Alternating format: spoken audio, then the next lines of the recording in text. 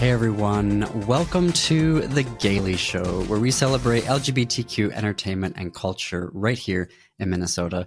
Plus, we also have the latest LGBTQ entertainment headlines just for you. We're releasing the show in partnership with AM 950. As it's in video, you can stream it on AM 950's YouTube channel or on their Facebook page. Of course, you can listen to it as well at thisqueerbook.com or am950radio.com. We're also available everywhere you stream your podcasts. This is our premiere episode, and if you've been like me, who's had to go searching around for queer books, films, television shows, live entertainment, well, that's part of the reason why we're creating this show, to make it easier for you and for us too, to read, watch, and be with LGBTQ creators. So let's begin. It is officially December, and that means holiday concerts. First up, on December 9th, Calliope Women's Chorus presents Calliope, The Fire Within. I didn't know that Calliope is the second oldest feminist chorus in the United States. The Fire Within will be at the Spirit of Hope United Methodist Church, 4 p.m. Tickets and more info at their website, calliopewomenschorus.org. Also that weekend, the Twin Cities Gay Men's Chorus presents their holiday concert, They'll Hear You from the Stars. They are promising magic, your favorite Christmas carols.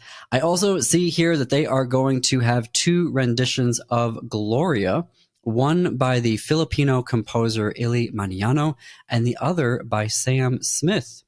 Intrigued? Yes, I am.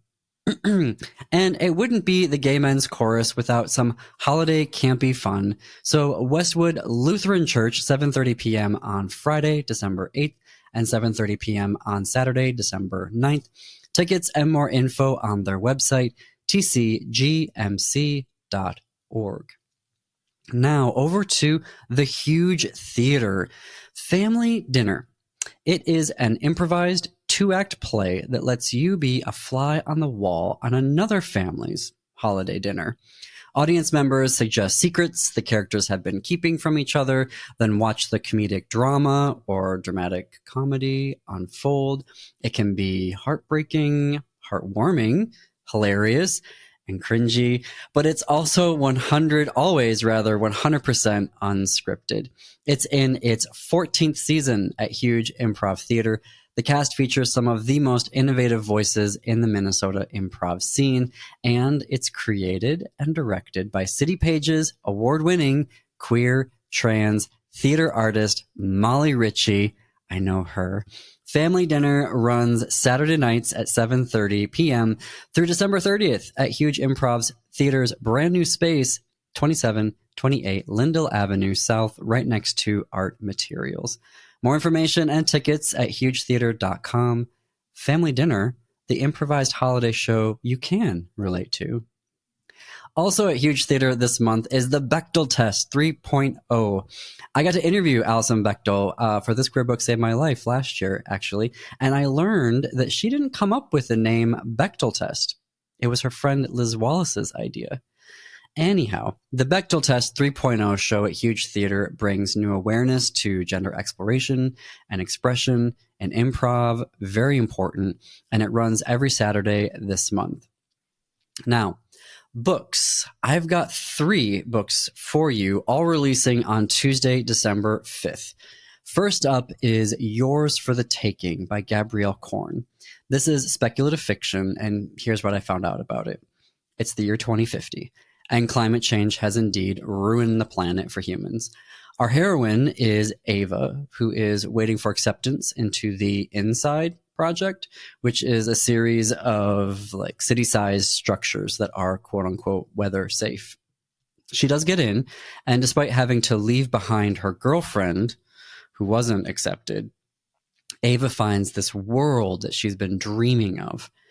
But we've seen the setup before, so of course something is off and not right. What looks interesting here, however, at least from my perspective, is how Yours for the Taking is interweaving queer love and chosen family against corporate feminism. It already has a lot of buzz going for it. Harper's Bazaar says it's a best queer read of 2023. Elle magazine agreed. Women's Health called it an LGBTQ book that makes queer people feel seen. It's going to be available in hardcover, ebook, and digital audio book. Next up is Second Chances and Newport Stephen by TJ Alexander. I love the cover of this book, even though it takes place in Florida. Here is the setup. A trans man returns to his Florida hometown for Christmas after his career goes up in flames, only to cross paths with his high school ex in this rom-com about family and second chances. So the main character is Eli Ward. He's sober, post-transition, a TV writer, a comedian, and in this epic scandal. So he retreats to his hometown, the Newport Stephen, Florida, of the title. So I looked it up, and Simon Schuster put on the book jacket that this story takes place against the backdrop of a weird Floridian Christmas, but I just find that repetitive.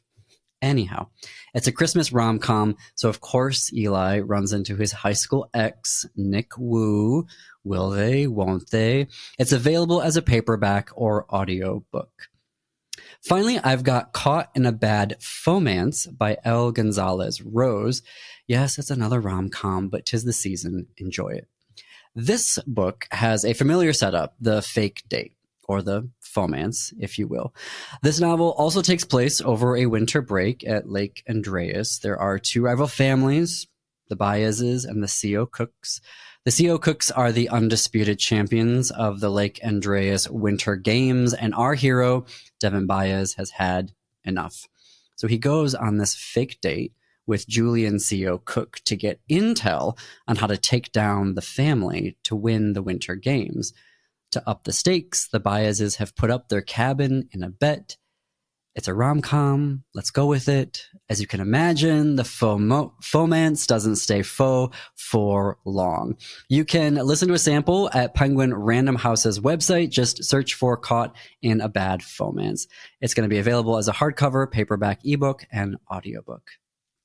Here in Minnesota, two queer Minnesotan authors have released two crime thrillers for us, both of which take place in northern Minnesota.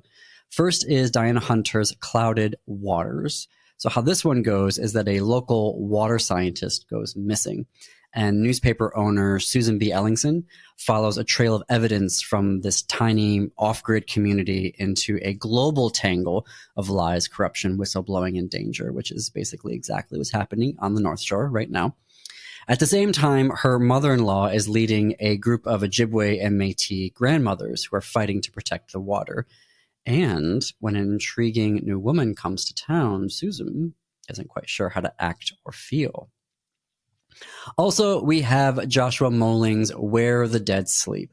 So Where the Dead Sleep is the second book in Moehling's Ben Packard series. Ben Packard is a sheriff's deputy, and he's a gay man. And this second novel, and you don't need to read the first one to read this one, Ben is called to a home invasion where a man has been shot in his bed. And there's a long list of suspects, right? There's the dead man's wife, his ex-wife.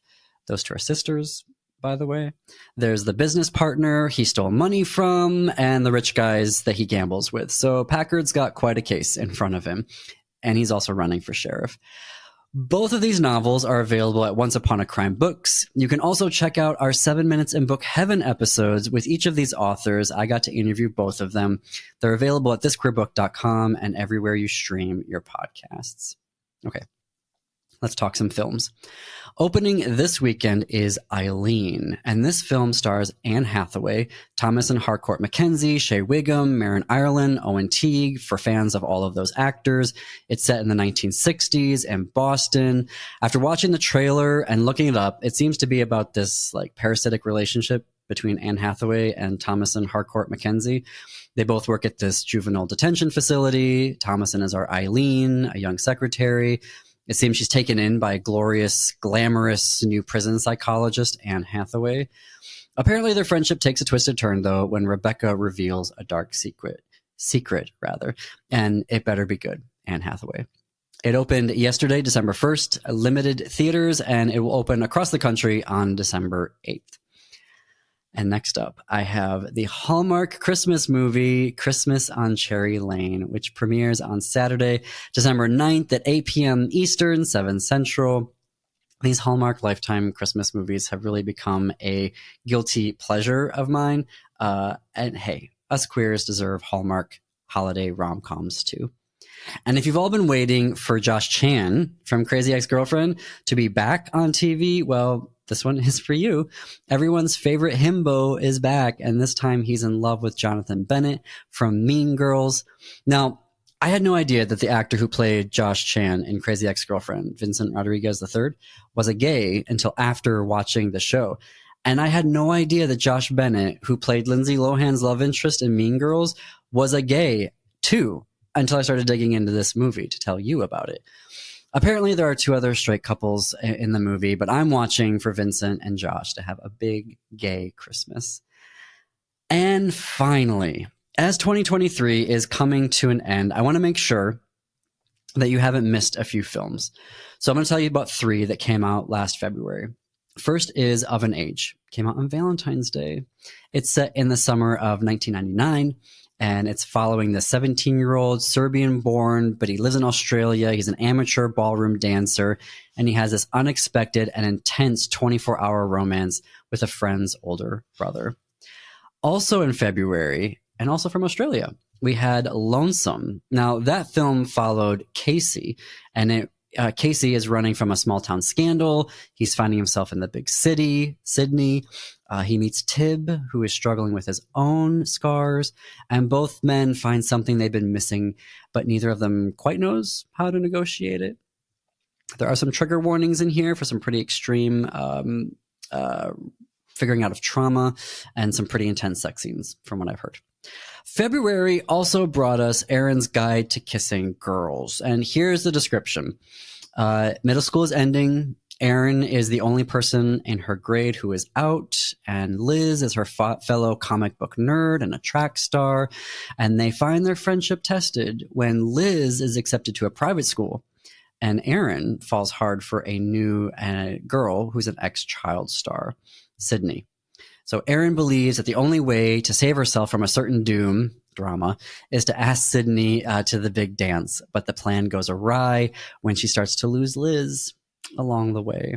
These films are streaming. Of an Age is on Peacock, Lonesome is on Prime, Erin's Guide to Kissing is on Showtime, and all of them are available through video on demand. Well, thanks everyone for listening today. Our podcasts are executive produced by Jim Pounds. Our associate producers on This Queer Book Saved My Life are Archie Arnold, Natalie Cruz, Jonathan Freed, Paul Kafer, Nicole Olilla, Joe Perazzo, Bill Shea, and Sean Smith. You can find us on social media. Search for This Queer Book Saved My Life on Facebook. We're also at This Queer Book on Instagram. You can also find me on Blue Sky if you search for @jpdarbogosian.bsky.social. For The Gaily Show, check out AM 950's YouTube channel and their Facebook page. They're on Twitter. You can visit @AM950 Radio. As always, you can connect with us through our website, thisqueerbook.com. And if you have LGBTQ culture and entertainment news from Minnesota and you want us to know about it, email us, gaily@thisqueerbook.com. That's GALY@thisqueerbook.com. And until our next episode, see you queers and allies in the bookstores.